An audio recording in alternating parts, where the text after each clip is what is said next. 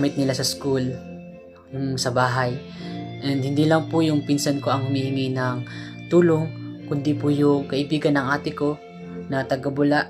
Sila po yung nag-viral na may mga kasamang bata sa bubong po. Halos ilang araw po doon sila natrap sa bubong.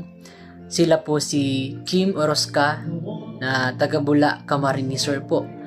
Ako man po ay lumalapit po sa inyo na nawa po matulungan natin sila na mabigyan ng kanilang pangangailangan. Si Kim po, ito po si Kim. Kaibigan po siya ng ate ko. Kung nais nyo po tumulong, maaari po kayong personal message po sa akin, o kaya ito pong Facebook na si Aileen Villegas Borja ay humihingi ng tulong sa ating mga kapatiran ng United Pentecostal Church po ng Bula. May mga ilan po tayong mga kapatiran na